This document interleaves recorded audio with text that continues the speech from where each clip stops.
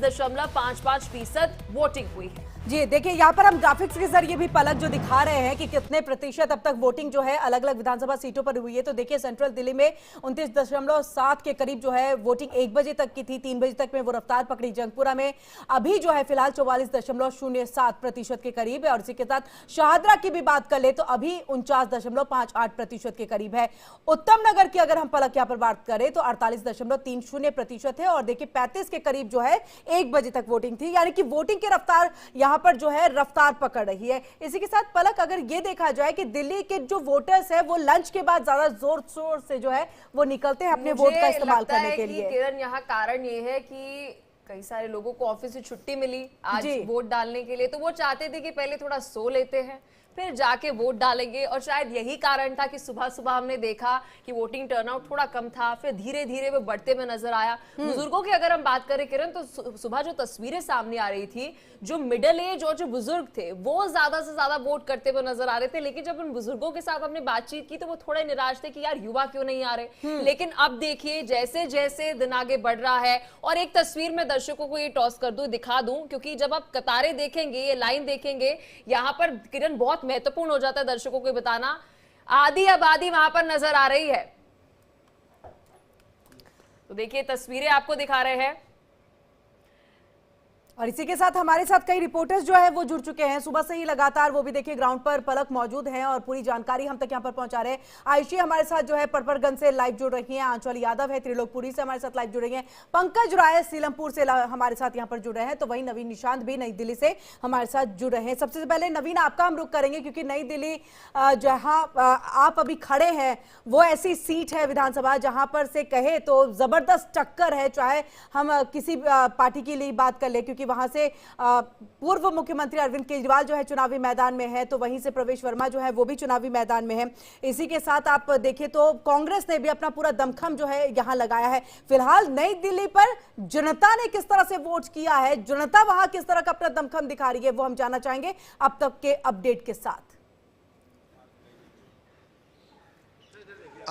देखिए नई दिल्ली सीट सिर्फ इसलिए भी चर्चा में नहीं है, अरविंद केजरीवाल, प्रवेश वर्मा और संदीप दीक्षित की वजह से चर्चा में इसलिए भी है कि इस सीट से 6 बार मुख्यमंत्री मिल चुका है। यानी शीला दीक्षित जब 3 बार मुख्यमंत्री बनी थी तो वो नई दिल्ली विधानसभा से थी, और जब अरविंद केजरीवाल 3 बार दिल्ली के मुख्यमंत्री रहे तो वो भी नई दिल्ली विधानसभा सीट से ही रहे। सुबह जब यहाँ पर मैं पहुँचा था तो तस्वीरें थोड़ी परेशान करने वाली थी, क्योंकि बहुत देर तक कोई वोटर ही यहाँ वोट डालने नहीं पहुंचा था, क्योंकि ये लेडी इरविन स्कूल है और ये स्कूल इसलिए भी खास है क्योंकि बड़े बड़े जो नेता थे उनके वोट इसी स्कूल पे थे। लेकिन अभी तक की जो जानकारी है उसके मुताबिक वोटिंग की रफ्तार यहाँ काफ़ी अच्छी है और लगभग 80% लोगों ने यहाँ पर अपने मत का प्रयोग किया है। यानी जो वोटर थे ज़्यादा संख्या में वो अपने वोट का यहाँ कास्ट कर चुके हैं। लेकिन नई दिल्ली सीट इसलिए भी ज़रूरी हो जाती है क्योंकि मुकाबला यहाँ त्रिकोणीय है। कई सीटों पर जो मुकाबला है वो द्विपक्षीय है, यानी भाजपा और आम आदमी पार्टी के बीच है, लेकिन कांग्रेस नई दिल्ली विधानसभा सीट पर मजबूत है। और मजबूत इसलिए है कि संदीप दीक्षित कांग्रेस के कद्दावर नेता हैं। नई दिल्ली विधानसभा सीट से वो चुनाव लड़ रहे हैं और उनके लिए राहुल गांधी, प्रियंका गांधी, तमाम बड़े चेहरों ने भी प्रचार किया है नई दिल्ली विधानसभा में। तो निश्चित तौर पर नई दिल्ली विधानसभा में जो पूरा मुकाबला है वो त्रिकोणीय है, आम आदमी पार्टी, कांग्रेस और बीजेपी के बीच। हालांकि नई दिल्ली में भी जो वोटर टर्नआउट है वो धीरे धीरे ठीक हो रहा है। दिल्ली की बात करें तो 46.55% जो मतदान है वो हो चुका है, और इसी रफ्तार से अगर मतदान होता रहा तो शाम 6 बजे तक नवीन जो हम दिल्ली आशा का यही आंकड़ा करते है वो 60 हैं से कि जो आने वाले और 2 घंटे हैं ये बहुत मुझे लगता है महत्वपूर्ण है और दिल्ली वासी ज्यादा से ज्यादा वोट डाले, यही अपील हम लगातार कर रहे हैं। आयुषी मेरी सहयोगी जुड़ी है। आयुषी, क्या कुछ अपडेट आपकी तरफ से, क्योंकि दिल्ली में अगर हम देखें मोटे मोटे तौर पर बड़े सारे मुद्दे हैं, साफ पानी का मुद्दा है, साफ हवा का मुद्दा है, तो कोई एजुकेशन का मुद्दा उठा रहा है, कोई कह रहा है कि जी हमें सड़कें जो है वो अच्छी दे दीजिए। जिस विधानसभा क्षेत्र में है वहां पर जब आपने वोटर से बातचीत की, क्या लगता है यहाँ पर क्या मुद्दे हैं?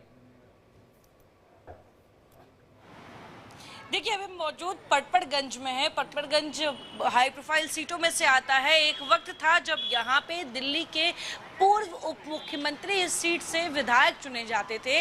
लेकिन मनीष सिसोदिया इस बार इस सीट पर नहीं है, लेकिन आम आदमी पार्टी ने अपने एक बड़े चेहरे अवध ओझा को यहाँ से टिकट दिया है। वहीं अगर रविंद्र सिंह नेगी की बात कर ले, जो पिछली बार भी महज कुछ 100 वोटों की अंतर से पीछे रह गए थे, वो इस बार एक बार फिर से मैदान में है और कांग्रेस ने अनिल चौधरी को उतारा है। तो यहाँ पे त्रिकोणीय मुकाबला साफ देखने को मिल रहा है कि आखिर तीनों पार्टियां इस सीट को जीतना चाहती है। आम आदमी पार्टी एक बार फिर से इस सीट को अपने खाते में चाहती है। तो वहीं अगर बीजेपी की बात कर ले तो पिछले बार का जो कसक रह गया था कुछ 100 सीटों से, वो इस बार बीजेपी पूरा करना चाहती है और कांग्रेस भी पूरी कोशिश कर रही है कि पटपड़गंज विधानसभा जो है वो उनके खाते में आए। ऐसे में आपको हम दिखाना चाहेंगे कि यहाँ पे वोटर्स के आने का सिलसिला जो है वो लगातार जारी है। और यहाँ पे आप देखिए, यहाँ पे जो सिक्योरिटी है, जो पुलिस बल यहाँ तैनात किए गए हैं, वो लगातार वोटर्स को ये अपील कर रहे हैं कि आप वोट देने आइए, लेकिन अपना मोबाइल फोन अपने साथ मत लाइए, क्योंकि बूथ के अंदर मोबाइल फोन अलाउड नहीं है। लेकिन उसको लेके यहाँ पे कुछ वोटर्स की शिकायत भी हुई कि हम बहुत दूर से आए हैं, चल के हम मोबाइल फोन अंदर लेके जाना चाहते हैं, या इलेक्शन कमीशन हमारे लिए कोई ऐसा ड्रॉर बनाया जहाँ पे अपना मोबाइल फोन रख पाए। तो ऐसी भी छोटी बहुत जो नोकझोंक है वो यहाँ दिखी है।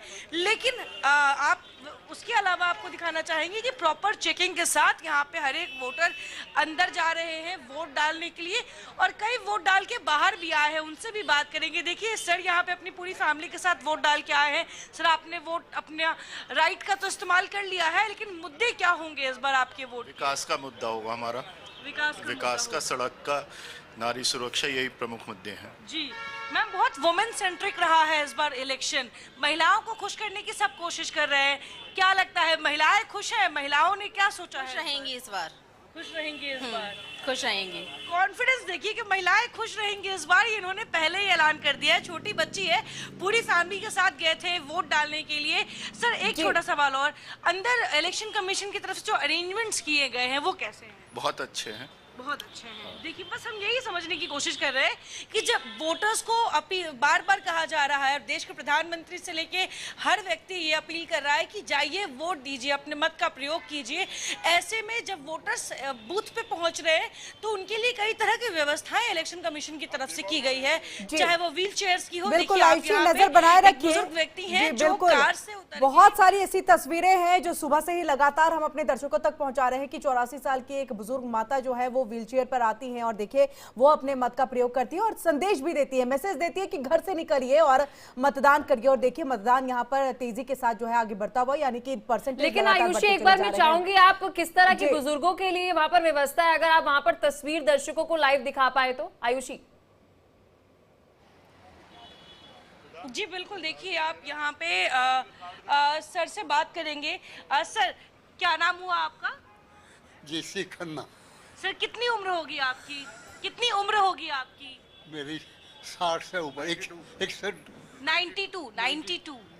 अच्छा सर, आप वोट देने जा रहे हो, 92 इयर्स में आपने दिल्ली को हर रूप में देख लिया होगा, बहुत बदलते हुए देखा होगा। आज की दिल्ली कैसी है आपके हिसाब से?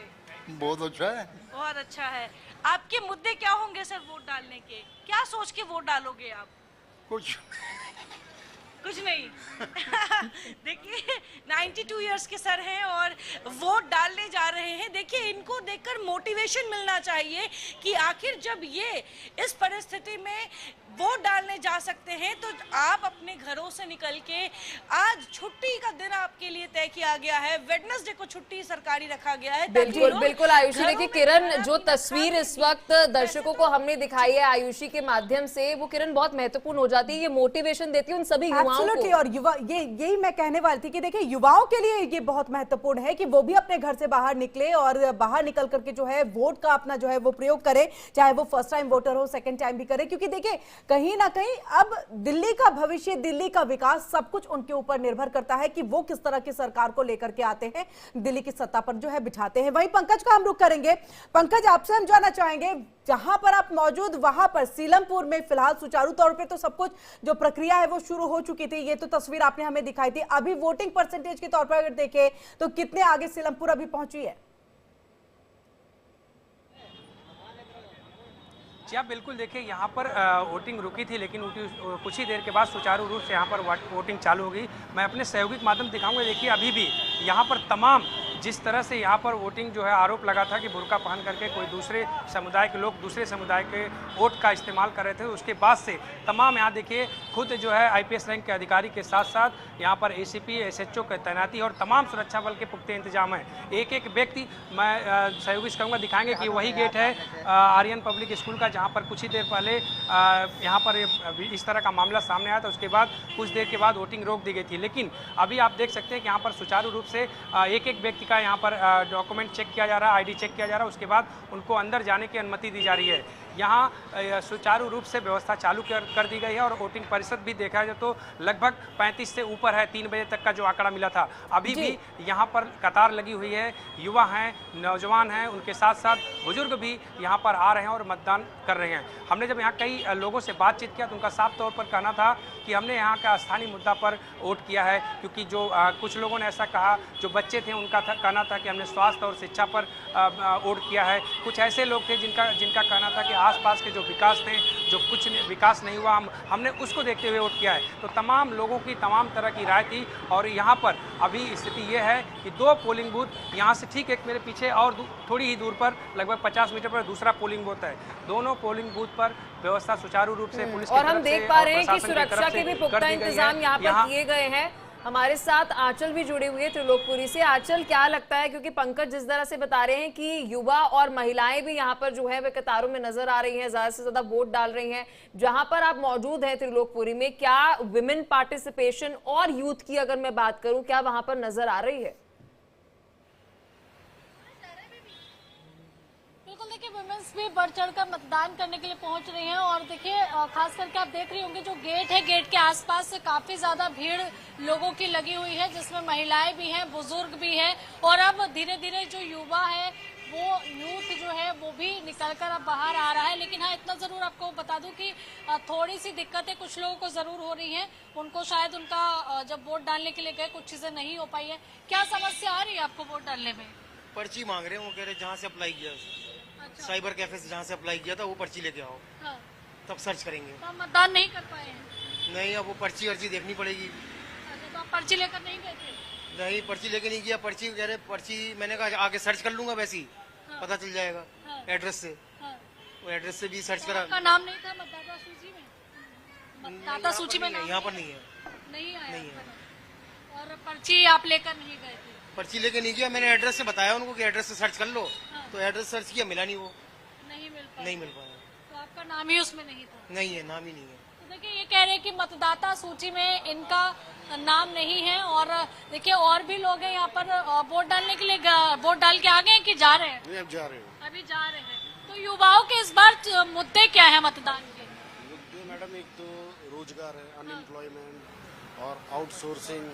जैसे आप देख लीजिए नोएडा में आउटसोर्स की अभी भी MA करके 10,000 रुपये में लोग जॉब कर रहे हैं। हाँ। और दिल्ली में उससे ज़्यादा बेटर है। हाँ। अनस्किल्ड, सेमी स्किल्ड, दिल्ली में सबसे ज़्यादा सैलरी है। हाँ। इस मुद्दे पे हम वोट करेंगे। रोजगार आपका मुद्दा है। मैम आप बताइए, मतदान करके आ चुकी हैं? नहीं, एक्चुअली मेरे पास फोन है ना, तो अलाउड नहीं है ना फोन ले जाना। मेरी सिस्टर गई हुई है, वो आएगी देन मैं जाऊँ। अच्छा, तो इस बार महिलाएं क्या सोच रही हैं इलेक्शंस को लेकर? मतदान के मुद्दे क्या रहेंगे? मुद्दे तो वही रहेंगे जो पुराने थे पहले ही। हमारी सोच तो वही है, केजरीवाल जी थे वही। पार्टी की हम ना पूछ रहे, ना हम कैंडिडेट, ना किसी सरकार की पूछ रहे, हम पूछ रहे हैं कि चुनाव का मुद्दा, सड़क, पानी, बिजली, आवास, शिक्षा, रोजगार, क्या मुद्दा है? बच्चों के लिए शिक्षा जैसी थी वैसी ही रहे। हाँ। और अपना जो सड़क अपने जैसी दिल्ली की बनी हुई है अभी तक, ऐसे ही आगे भी सारा काम अच्छे से अच्छा होता रहे। सर लोगों को क्या है, सबको अच्छे से अच्छे काम ही चाहिए सरकार से, और लेना देना ही क्या है बस। हमारे काम अच्छे होते रहे तो अच्छी बात है बस हमारे लिए। तो यही हमारे बच्चे काम होते रहे, बच्चों की शिक्षा अच्छी होती रहे, हॉस्पिटल्स वगैरह, डिस्पेंसरीज जो हैं जैसे वर्क कर रही हैं वैसे आगे करती रहे, और अच्छे से अच्छा होता रहे। ये नहीं कि ध्यान ही नहीं देते हैं सरकार लोगों पर। अपने इतना लाइनों में लगे रहो, परेशान होते रहो और काम ना हो तो उसका वही है ना, बेनिफिट ना हो फिर।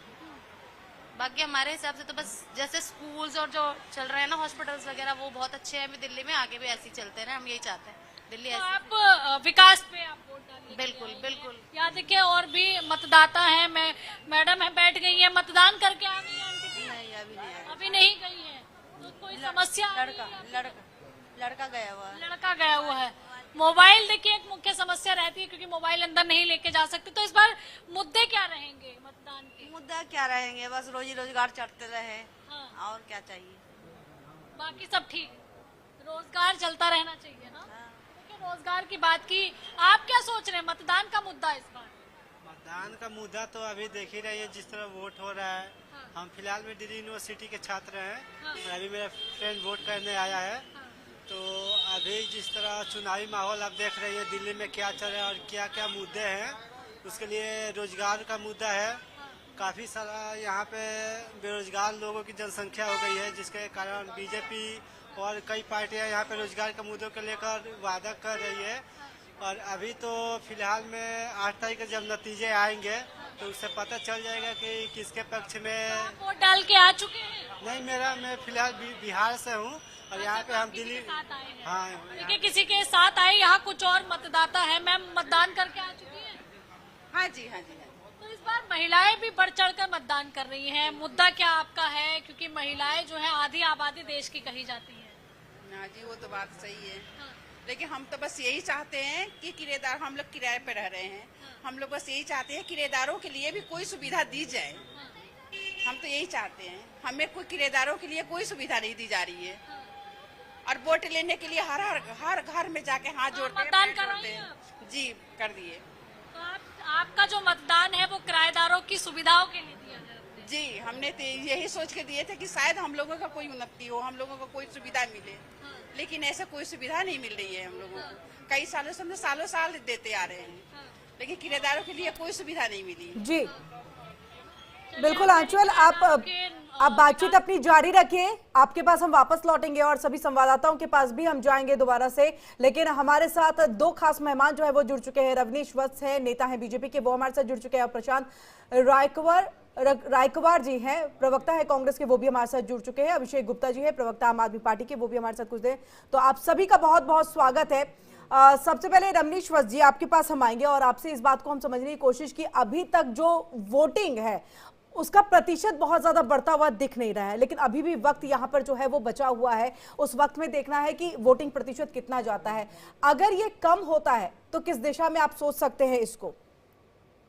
देखिए, अभी वोटिंग होनी बाकी है, अभी समय है हमारे पास 45 मिनट है और 45 मिनट में बहुत कुछ देखा जा सकता है। क्योंकि बहुत सारे जो कामकाजी लोग होते हैं वो सोचते हैं कि 4 बजे ऑफिस के बाद निकलने के बाद हम जाकर के वोट करें, लेकिन वोटिंग प्रतिशत मुझे लगता है कि इसमें इजाफा भी देखा जा सकता है। लेकिन ये सारी बातें तो हो गई, लेकिन आज जनता जनार्दन, जो दिल्ली की जनता है, आम जनता, उन्होंने अपना मत तो दे दिया है। और मुझे लगता है कि इस बार का जो चुनाव रहेगा बहुत ही दिलचस्प रहेगा। क्योंकि आपने देखिए कि पिछले 12 साल में अरविंद केजरीवाल जी सत्ता पे आसीन हैं, लेकिन उसके बावजूद भी आज जिस तरह की आज वो मॉडल की बात करते हैं, शिक्षा का मॉडल, चाहे वो पानी का मॉडल, बिजली का, आप देखिए कि उन्होंने कहा कि मैं बहुत सारे दिल्ली में जो बदलाव किए, ये सारे बदलाव, लेकिन सड़क पे तो दिख नहीं रहा है। सड़क पे आप जाइए तो आप गड्ढे मिलेंगे। आप देखिए कि शाहीन बाग वाला एरिया चले जाइए, कालिंदी कुंज चले जाइए, ऐसे बहुत सारे दिल्ली के इनारे में